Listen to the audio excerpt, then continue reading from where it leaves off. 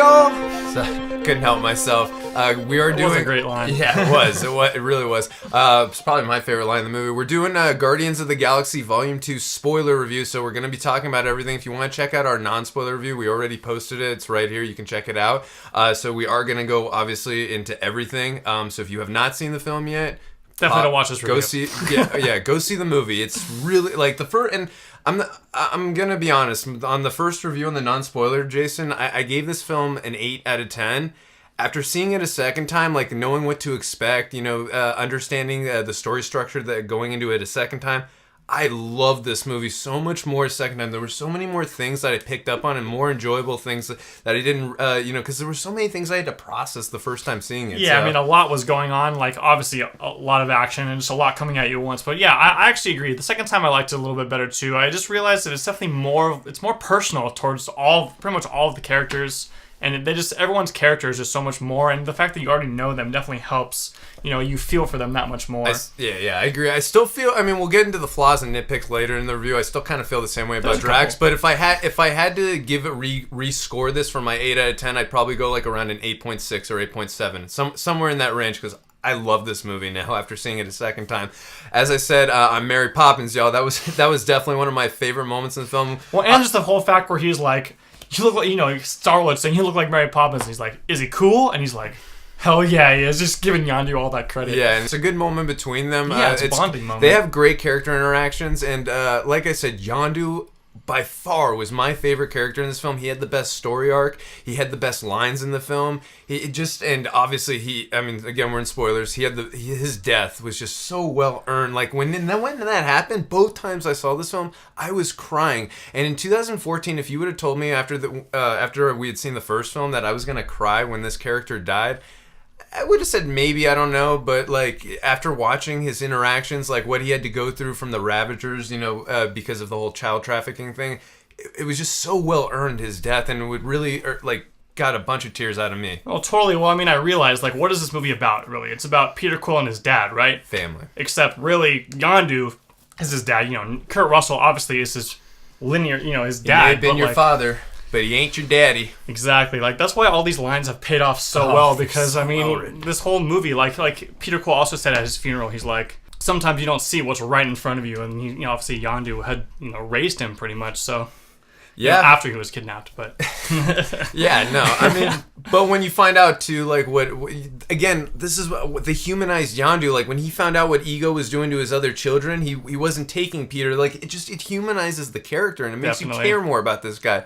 And I mean, again, Michael Rooker just knocked it out of the park with his performance, and and again, everyone is phenomenal in this film. I truly can't really think of one performance. Maybe Nebula a little bit, but I still enjoyed. Actually, no, I thought she was fine. I still enjoy. It was a little more over the top, but we'll get into her later. Yeah, I still when you enjoy know what she's been through. Yeah, you're right. But I still enjoyed Karen Gillan. I'm just saying, if I had to nitpick a performance, but I really enjoyed all their performances. He just stood out head and shoulders above all. But I agree. But having said that, I mean, I'd say the interactions too I love the most are between Yondu and Rocket in the cell. Definitely. Just it really expands upon their characters, and on the ship too. Obviously, they get into kind of a fight, and he's like, "I know exactly who you are because you're me," and Rocket kind of like, freezes for a second, and they really start that. I'm not gonna connection. lie. Yeah, no, I agree, and I'm not gonna lie too. Up until that point, me personally, and Rocket's my favorite character from the first film. I'm so pissed at this point in the film at Rocket for stealing the batteries. But everything Yondu explained, I'm like, I get where he's coming from now. Like, it makes sense. Like, now after hearing what Yondu said there, I would have been upset now if Rocket didn't steal those batteries. It's in his DNA. That's what he does. Like he's just reckless and careless, like Yondu. And I mean, just like it explained everything about Rocket and how sensitive he is, and that connection. But I just didn't expect going into this movie seeing a connection like that between Yondu and Rocket. It just really works for me. Yeah, I agree. I don't think any of us, saw Yondu having this prominent of a role, but for him to connect that closely with one of the Guardians, other than Peter, was really cool too. And yeah, Rocket for sure. I actually liked Rocket way more in this movie than in the first movie. Like, first of all, he gets to kick some serious ass, like, not just with guns. Like, he destroys all the Ravagers. I love that scene. So sick. It's so cool. Rocket, I thought, had a way deeper, you got to kind of see, what, into himself a little bit and how he feels about the world. And his connection with Yondu, definitely put that at the forefront, too. Yeah, and obviously they went a little bit into the first film when he got drunk in the bar that he's very sensitive to what people call him. So they definitely went more into it because they called him a monkey face on one of the scenes and trash. And you see him actually looks like really and sad. He feels himself and he called him Trash Panda Star-Lord. It's way worse. It's way worse. Yeah, and that was funny. But I want getting back to Yondu. Really, one more thing I want to speak about Yondu. I love DC. I really do. Superman, Batman, all DC characters. I really love most of them. One thing that it was interesting is Yondu's death was, to me, and again, I'm not being a DC hater. I love DC movies, and even though some issues with Suicide Squad and Batman v Superman. I mean, I want to love them. Yeah, exactly. All right. I like them. Yeah. Point is this: Yondu's death to me is way more meaningful and impactful, and had me shedding tears than, for instance, Superman's death in Batman v Superman. And Superman's one of my all-time favorite characters, and Yondu, after the first film, I enjoyed Michael Rooker's performance. The character was a dick and an asshole, I thought, after the first film. So, getting into this and having seen the death and the way it's executed and the payoff, and seeing the way the funeral happens, too, with all the Ravagers and the amazing funeral happens, I'm like, this is how I wanted to feel for Superman when in his death. And again, I know it's hard to get that. Give James Gunn credit. He's an amazing writer. It's just incredible that I feel more of an impactful death for Yondu over Superman. I'm not trying to get into a comparison, Marvel with DC, but it's just, I couldn't help myself thinking, why wasn't I feeling this way I was sad during Superman's death, but not to this extent. I mean, I don't know. Character depth, that's why. Good point. I mean, I wouldn't say Yondu's character was super deep in the first one, because this kind of came out of left field for me, because I was not expecting Yondu to be this important of a role. Mm-hmm. But they kind of, obviously he was just a dick, and that's all you really thought about him in the first movie. But in this one, I could tell from the very beginning actually that something was up with him, just the way he was looking around, and obviously the whole thing with with Sylvester Stallone and all that got him really upset, because those were his brothers basically.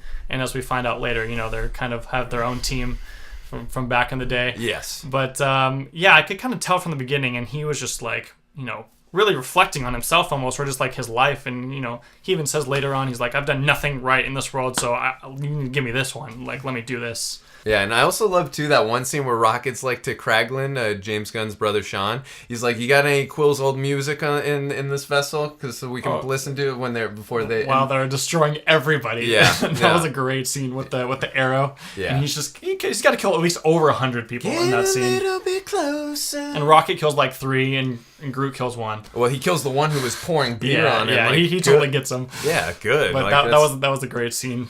Yeah, and also, too, remember, Taserface, it's a metaphor. I like that humor in this film. It was pretty good. I think the first time I watched it, I was like, I don't know how I feel about this character Taserface and the humor and all that. The second time, I was more behind it because the mutiny and all that, it made sense.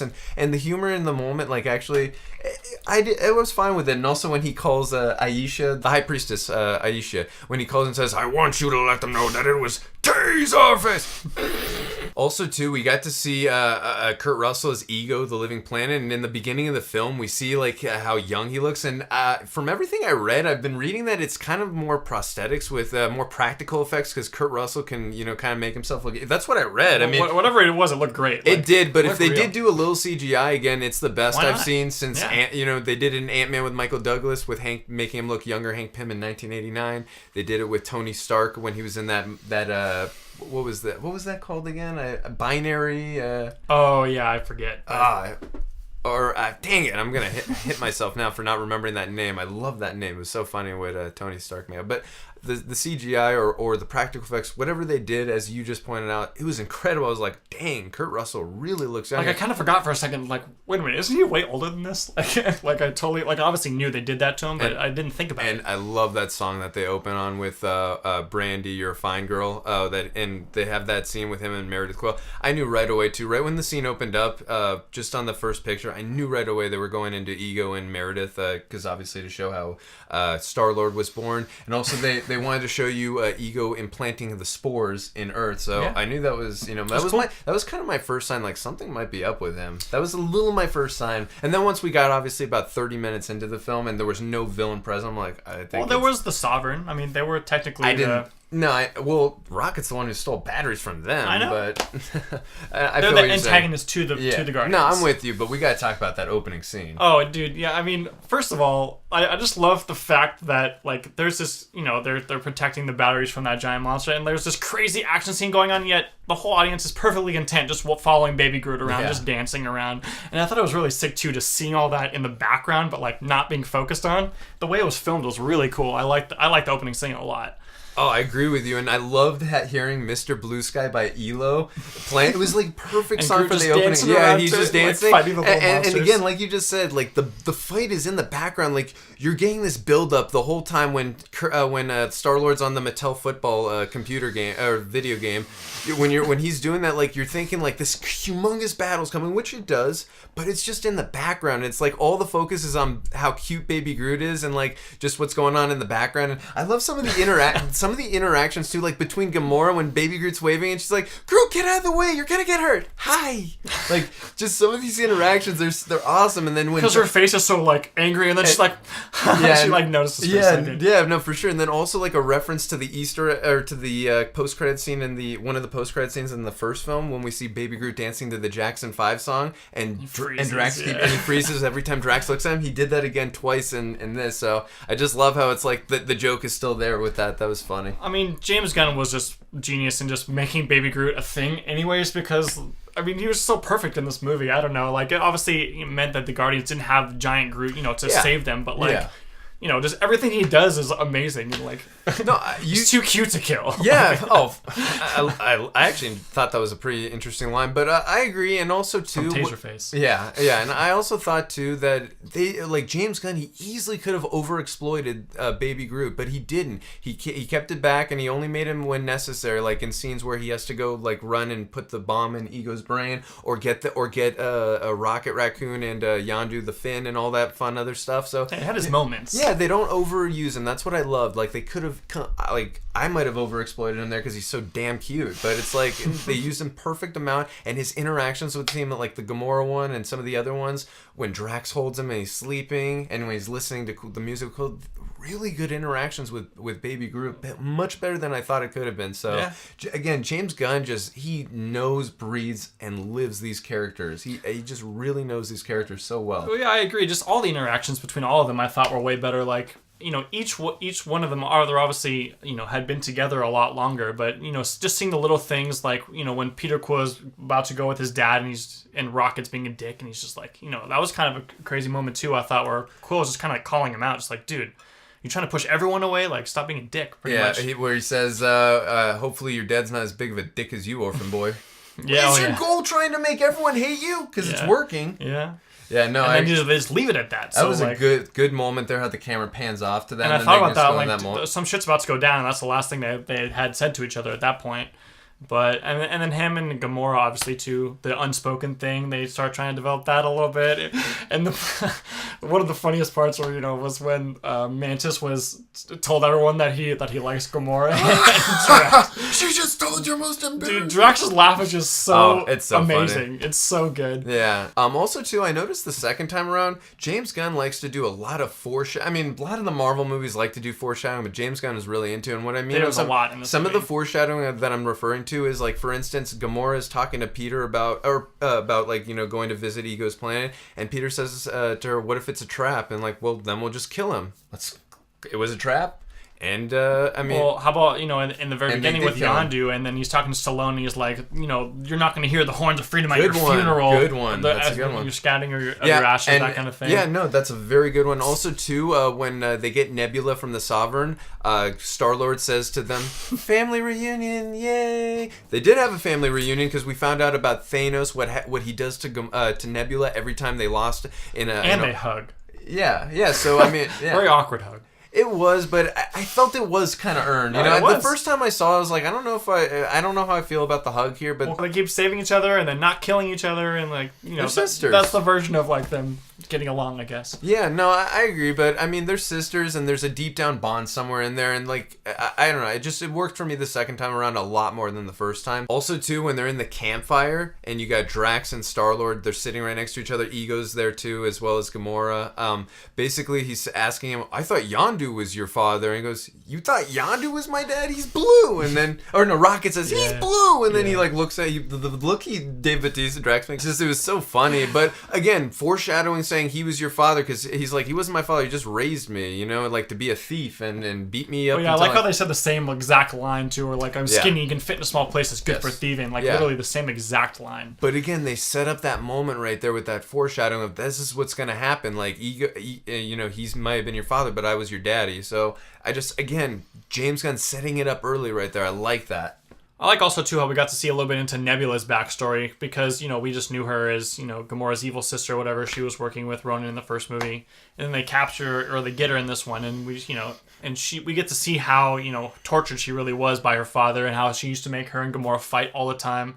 And then, you know, she would say, like, every time she lost, she basically lost a part of her body, like her brain, she even said, or her eye. Her eye, too.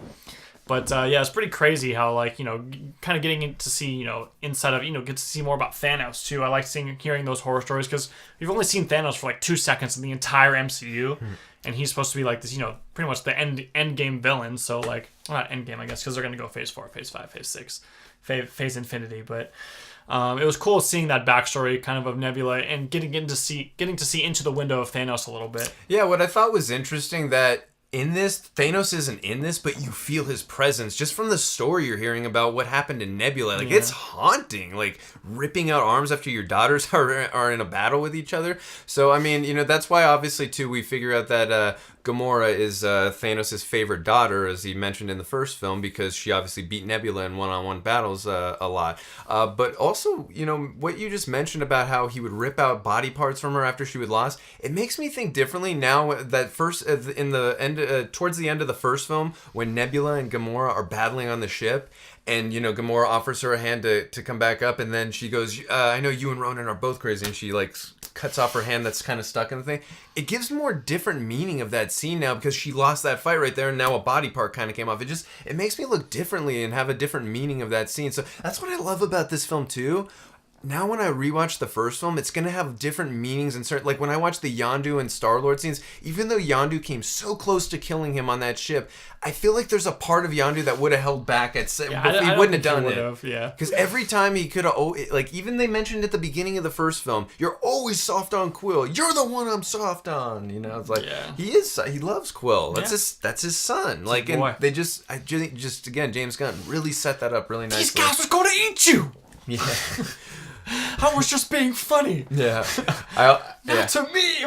That was a good one too, between Peter and Yondu. Yeah, definitely. And I'm not gonna lie to the moment where Peter Quill turned into Pac-Man during the Fleetwood Mac song.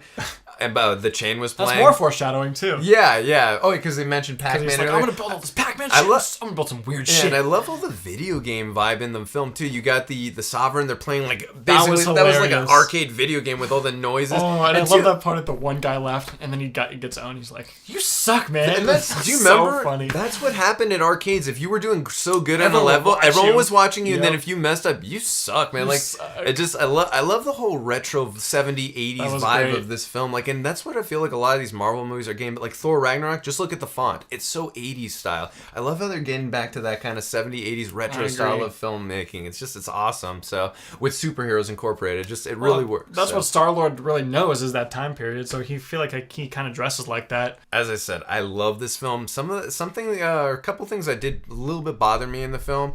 They did make a point of mentioning, I don't know in the film, but from everything I've read interview-wise, they made a mention that this film takes place about a few months to 6 months after the first film, so it's set in the year 2014. Now, in the film, Ego, when he's spreading his spores all across, Earth and many other different planets, we also see on the Xandar, because we see the Nova Gore ship. I was like, where's John C. Reilly? Where's Glenn Close? Yeah, right? For fun. But when we see it all spreading, it's like, that's a pretty catastrophic event, I would think, on Earth, and it's not a big deal. It was literally just in one little spot in in But then Nebraska. it spread, but then in Missouri. But then Missouri. it spread. It started spreading again, even bigger. Remember, the people are looking, and it starts re-spreading again But it's until not the like fight. it was. I feel like it wasn't super huge. Okay, It was like it was like one city. Okay, again, I might be picking at straws. I'm just saying, if I had to pick at straws, I'd say at least a couple hundred. What you're saying is, where were the Avengers when this happened? No, not even that, because it happened so freaking fast. That's what I was the point I was making. It's a good point to make, but I'm not even making that. It's not even mentioned in the other films, like, because Avengers Age of Ultron has not happened yet.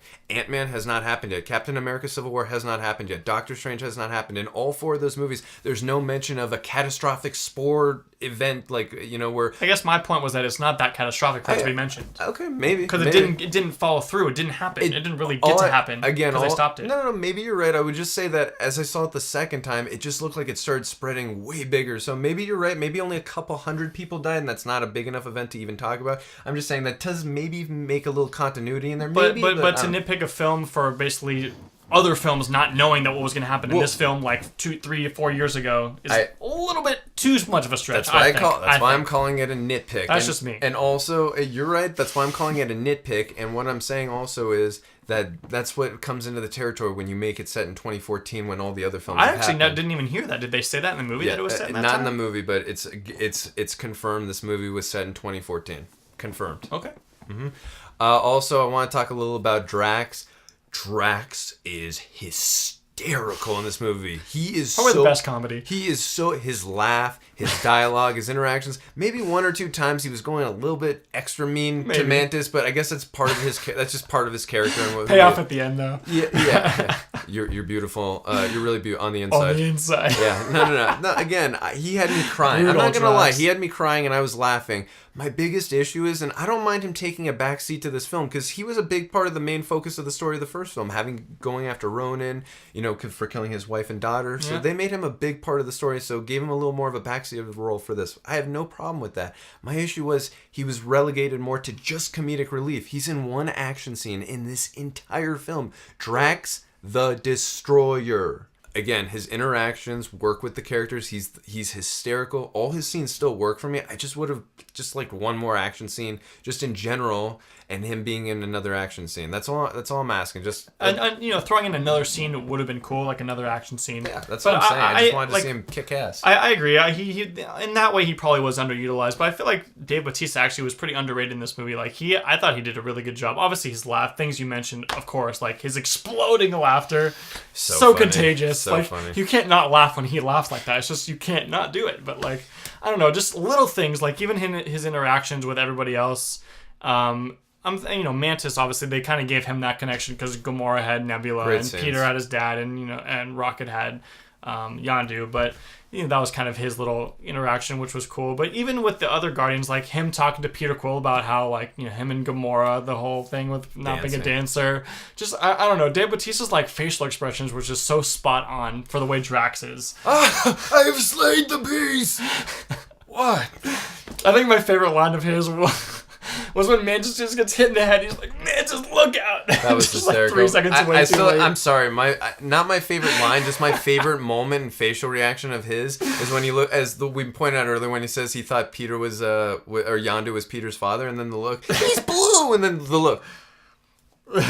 It's just watch the movie and see his look. It's hysterical. Just a little facial expression of Dave Bautista were really, really well done. I'm surprised he's come into his own in this role. Yeah, definitely.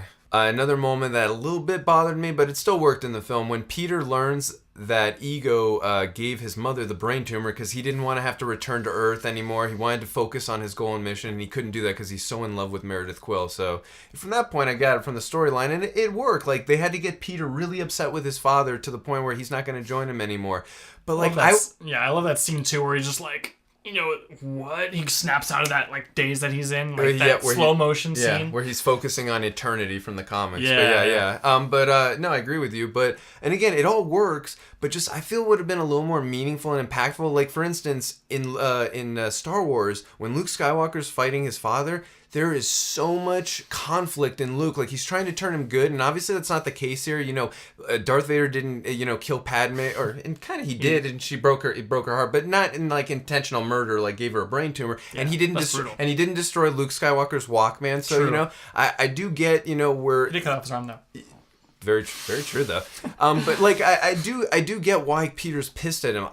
I was even saying, look, he's got to die now. He killed his mom. Like, I was with him there. I just would have liked, it would have felt more impactful and meaningful if, like, during the fight, Star-Lord is struggling, conflicting with the fact that he has to kill his father. You know what I mean? They didn't even have to do that. He killed the mom. They could have just had her naturally have a brain tumor, and that was it, and that was it. They had to drive the conflict in. No. Okay, how about this is the conflict? Instead, Peter Quill has a choice. He can join his father and rule over the galaxy where everyone dies, including his friends, or be a guardian and do the right thing, and that's what snaps him out of it. I don't want to kill my father. I'd love to be with him, because they built up that relationship so well. I can see that. From the celestial ball throwing stuff to the character interactions, these characters were built up well. I bought the father-son relationship. I was into it. So to see that it had to be ripped apart, it hurt me, and I wanted to see that on Peter Quill's face. Like, I just met my father. Like, I just wanted to feel that impactful, like, he's bad. Like, I can't be with him anymore. Like, I totally agree with that. My only thinking is that they just wanted to shift the father role more onto Yondu.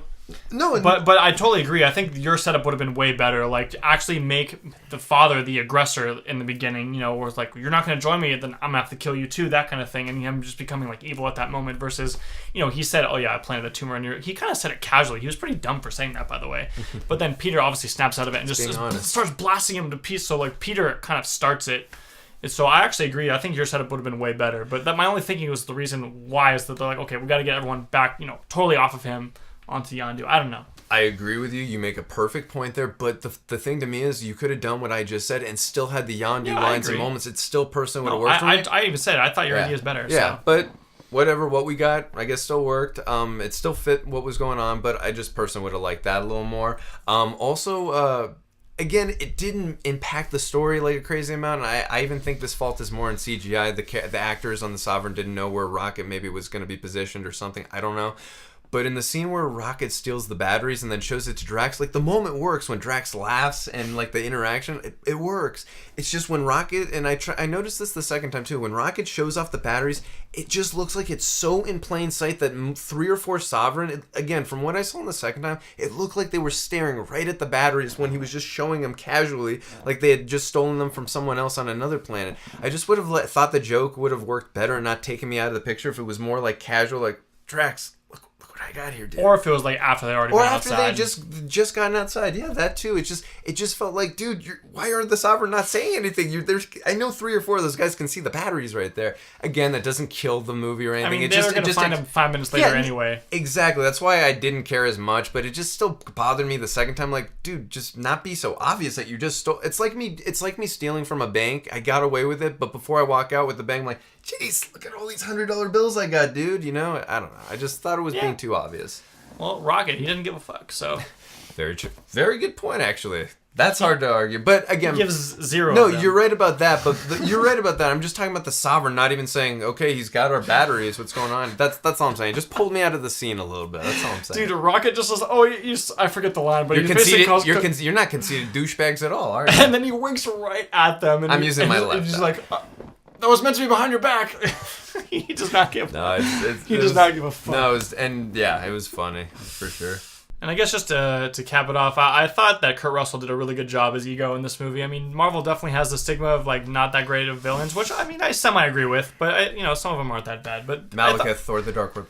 Anyways, I thought Kurt Russell did a really good job of playing a menacing villain too, but also the fact that we got to introduce to him as a friend, as a family, as a father, and then you got to see the connection between him and Star-Lord, and then for him, to kind of suddenly, you could feel the tide starting to turn a little bit, and Gamora was starting to suspect some stuff, but. I actually really like the way that, his kind of roller coaster of an arc a little bit in this movie, from good to bad. But I would have liked to see a little more like, close combat instead of him just being all big and, the planet all of a sudden. But I don't know. Overall, I thought as a villain, he did a pretty good job. I agree. He was so I mean, you said it like you mentioned. I love how they set him up as a friend and like building up those characters, Quill and Ego with his father. Like I really bought that relationship. I loved watching them together.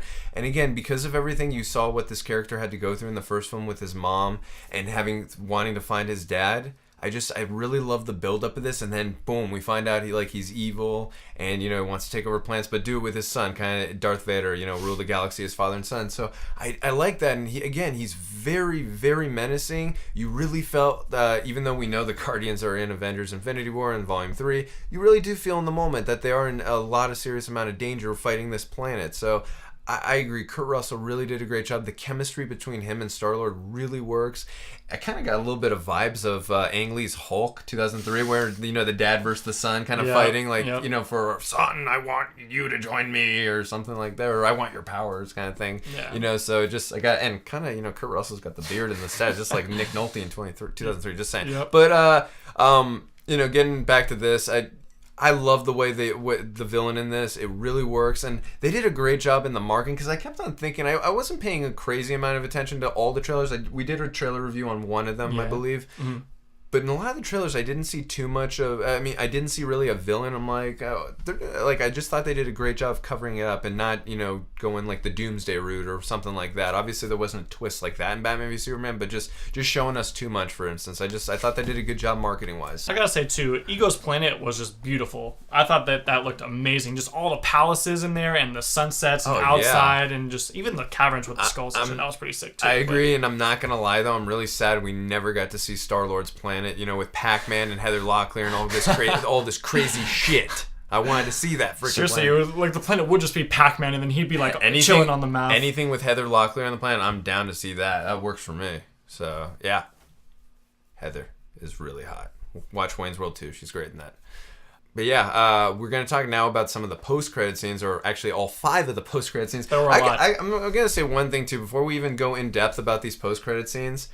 I actually like the 5 post-credit scenes, and the reason I do is because normally when we wait for a Marvel, the after credits, normally we just get 2 scenes, the mid-credit scene and the after credit scene. We have to sit through all these credits and crew. And respectfully, I don't want to see all the people that made this movie. Who would want to give them any credit? Yeah, right. Respectfully, so we do want to give them acknowledgement and credit, but when we get all these 5 credits, once we got to them, I was like, damn, that was fast. It's because we're watching so many scenes. And I gotta say too, even just the credits themselves were very interactive with all like the everyone dancing and them drawing stuff. The and Grand I Am Groot. We saw Grandmaster. We saw Cosmo the dog. We'll get into all those in the Easter egg video. But even just like they made it very entertaining credits. Oh, it was great. Very entertaining credit scene. Everything in this movie was entertaining. I agree. I just you don't see that many credits that do stuff like that. So I thought that was a nice little touch. And obviously splicing in all 5 at a time.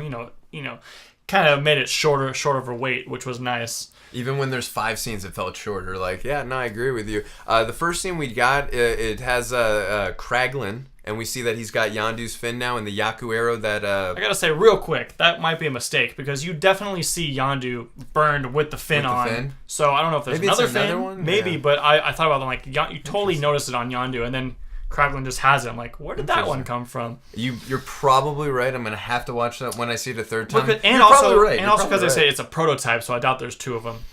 But maybe. No, you're probably right. I'm just saying. It's like back to back too. Yeah, I'm really gonna watch for that though. But you're probably right. No, it definitely is on. 100% is on him, and there's no question about that. I believe you. No question. I believe you. No question. So the Yaku arrow, we get to see him using that. And what I love about the scene, before we get to the comedy of what happens with Drax, what this shows you is how badass Yondu is. And he also has more meaningful impactfulness on the line where he says to Quill, "You think I'm able to do this because I control my head?" No, it's like, it's a great line, and it kind of pays off here because we see Kraglin cannot control this thing at all. It just makes Yondu more of a badass, and also makes him just that much smarter of a character too. So, and now why don't you mention what happens in the rest of the scene? There's no question of Yondu's badassery, but it's hilarious when he just messes up and hits Drax. And I like how it didn't really hurt Drax that much, but obviously just like his reaction, and then Kraglin's reaction too, like shit, and then he like a little scared kid who just like broke his parents at his parents' house, or broke a window at his parents' house. Yeah, except your parents are gonna beat the hell out of you. That's very true. Drax the Destroyer might be a little crazier than your parents. I agree with that. Okay, so the second post-credit scene we get Sylvester Stallone's character Stakar Ogord, who's Starhawk in the comics. We get him talking about how Yondu's sacrifice, is what brought them together, and that they want to get the old team back together. Then we see Ving Rhames is playing Charlie 27. We then get Michelle Yeoh playing Aletta Ogord, who's actually Stakar's wife. We then get to see Martinex, who's played by in the Ice Face. So you get to see he's played by Michael Rosenbaum, who played Lex Luthor on Smallville. And by the way, he's my favorite Lex Luthor. We also then get to see Mainframe, and that's actually voiced by Miley Cyrus. I missed you guys. It's Miley Cyrus actually, so that was pretty cool. Right. Yeah, pretty cool. Hopping in the Marvel universe, well, she is Disney, so yeah, and actually those are all the original Guardians of the Galaxy in the comics with Drax. Those were the OG original Guardians of the Galaxy. So that's what that whole scene's about. And Yondu, right? Oh yeah, did I say Drax? I'm sorry. I meant thank you. Yondu. Yeah, Drax. Yondu is what it blue. I'm sorry, man. And I know they said Drax is gray, but I don't know. But anyways, Yondu's like Kree blue. yeah, for sure. But yeah, you're right. Yondu, that's the original team. Also, too, there's one other character in there that was really interesting. We got to see Kruger. He's the red character in the scene. If you watched, the visual representation we see is the same exact visual imagery we see in Doctor Strange when he uses his mystical powers. Yep. And if you know the comics, Kruger, he's actually a sorcerer supreme after Doctor Strange. And when Doctor Strange kind of trains him, and Doctor Strange is the ancient one in the 22nd century when he trains Kruger. So I thought that was really cool. I was like watching him do the mystical powers, like, dude, this is awesome. So I almost want to see, like, at some point Doctor Strange 4, Doctor Strange 5, whatever. I'd be down to see Kruger, but maybe probably won't happen. But who knows? Why would they stop making these movies? I mean, as long as they're making them good, just keep it going, because they have unlimited stories to choose from. Yeah, amazing. Definitely, I agree. All right, the third scene we get is when we see Aisha, the High Priestess of the Sovereign. Not the Yellow Power Ranger. Sorry, I had to throw that in there. Can bad. she fight? Maybe. My bad. Anyways, yeah, we see her, looking so pissed, and obviously the one person comes in saying how mad they are, but then you see the cocoon of Adam Warlock. And she says the line, "I think I'll call him Adam," and everyone in the theater at that point that I was at was just cheering, because we're gonna finally, they're gonna interject Adam Warlock into the storyline. Yeah, no, that was a good one. No, that was awesome, and also the crowds I went to too, they went crazy. And the first Easter egg we ever got of Adam Warlock was in the end credit scene of Thor: The Dark World. We got to see Volstagg and Lady Sif. And yes, we are reviewing Thor: The Dark World for you when Thor Ragnarok comes out. We get to see Volstagg and Lady Sif. They go to visit the Collector, who is the Grandmaster's brother, played by Benicio del Toro. They bring the Collector the Ether because they don't want to have 2 Infinity Stones in the Asgard vaults. It's because, as Volstagg said, it's not wise to have 2 Infinity Stones at once.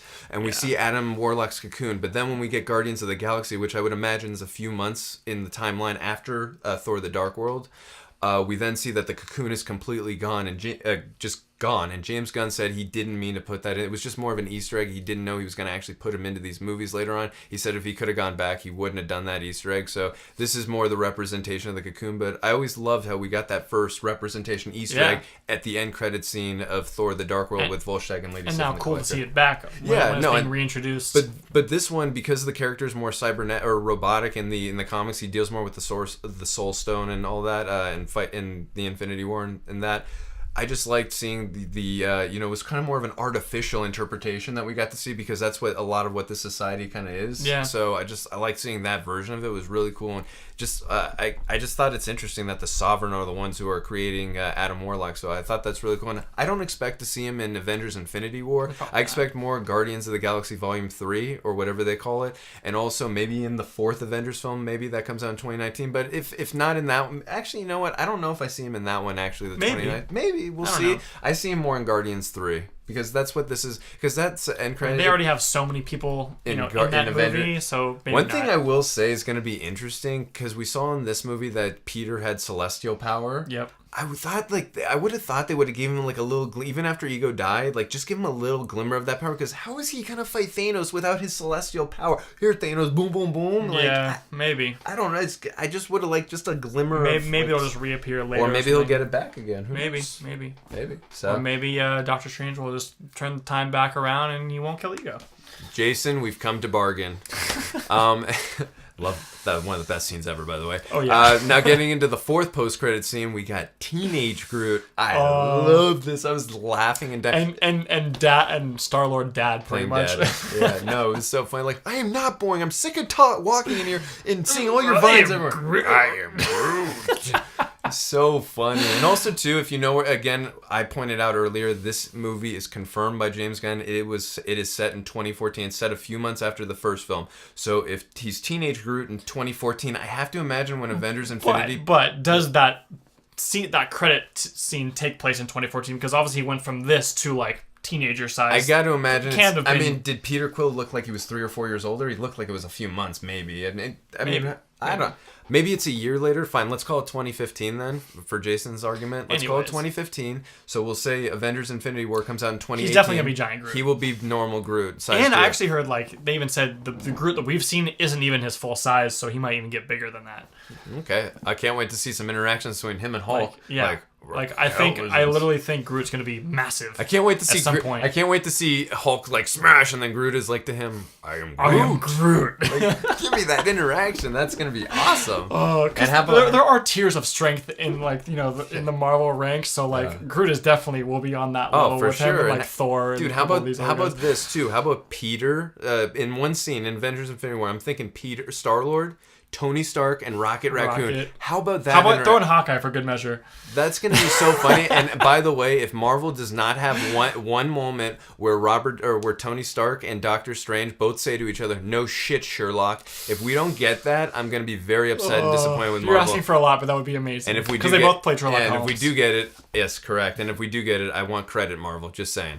But I also want to see. I would love to see a conversation between Hulk, Thor, and Groot. Just Hulk and Thor going back and forth, and Groot's just like, I am Groot. I am Groot. That'd be, dude. We need to see that. We need to see. It's got. That's what I'm looking forward to the most in Infinity War. And I know we've gone off on this tangent, but like obviously we're getting towards that time, so I want to see all these people. Oh yeah, but that's what I love about Marvel movies is they're. Even though you're loving what you've just seen in most of the films, you're just waiting in anticipation for what's ahead. It's because also too we've just seen Guardians, and that's the most removed pretty much from the rest of the MCU. So we want to see all these guys interact with all of those guys, because we've seen already some interactions, obviously with the Avengers, and we haven't seen the one Doctor Strange scene with Thor, which was great. But I love that scene. It's just the fact that they just keep expanding, and we're going to see even more interaction is just amazing. So our fifth and final post-credit scene that we got the great Stan Lee with the Watchers. And if you know anything about the Watchers, they're the oldest species in the Marvel universe. Also, they're dedicated to like compiling and getting like like observing things. So just seeing Stan Lee talk to them was so cool. And like it begs the question: is Stan Lee a Watcher? Because he looks nothing like the Watchers, because they had big heads, and he's Stan Lee. I kind of was thinking more he's the one above all, and the one above all kind of is like he's responsible for all the existence in the Marvel universe. So like I'm kind of thinking more he's the one above all, but I mean some people have said he's a Watcher, but he didn't look anything like them, so I personally think he's the one above all. So we'll see though. I mean, it definitely gives a lot more meaning to all his other cameos and all the other, because he's been everywhere. Doesn't he talk at one point about being a FedEx guy or something like that? Yes, and obviously in Civil War he brings the package to Tony for Tony Stank. Right, Tony Stank. Oh, I'm never letting that one go. Table for Tony Stank. But anyways, I mean, it definitely, because he's been obviously in every single Marvel movie, so this is kind of and the Fox Marvel ones. Well, yeah, that too. But just that he's always around, just kind of watching in all these different roles, and it's cool that it gives it more meaning and it's not just random. And he was in Big Hero 6. True, which is Marvel, so. We've got to review that one day too. Just we will. Not getting off topic, but yeah, that's that's all we have on the post-credit scenes. If there's anything you think we missed or didn't talk about, let us know. But again, I love what Marvel and James Gunn did here with having the 5 post-credit scenes, because again, while you're waiting for that second scene, it makes everything go by so like 5 scenes to me felt faster than two scenes. Well, we talked a lot about this movie. As I said, the first time I saw it, I liked it. It was very entertaining. Thought I had a few problems with it, but the second time I loved it. I changed my score. I upped it to like an 8.7, maybe an 8.8. I'm thinking now, just even talking about more. I love this movie. It was a lot of fun. It was very meaningful. There were a lot of good character interactions. There was a lot of emotional depth in the film. The characters are very deep. It did have that little like Empire Strikes Back where the characters do go into dark and deep places, and it doesn't try to up an ante like the action or anything, but it ups the ante on the characters, and that's what I love. And one thing thing I want to point out too is Empire Strikes Back, which is my favorite Star Wars film, was not really well received by the critics. Kind of got mixed reviews. I'd say if it came out today, it was more like the 65, 72, 75 range Rotten Tomatoes. I know Empire Strikes Back. That's like 9. That's 100 to me. But now when you look at it, it is around 100% on Rotten Tomatoes now, with not as many reviews, of course. But that film built up a cult over time in terms of from the critics and fans. Like, people warmed up to that, and I'm thinking this film is gonna. I'm not saying like putting on the level of Empire Strikes Back, but I'm thinking like in terms of, because it got like an 81 or 82, which by the way I was wrong on my prediction. I said 89. See, guys, I'll admit it when I'm wrong.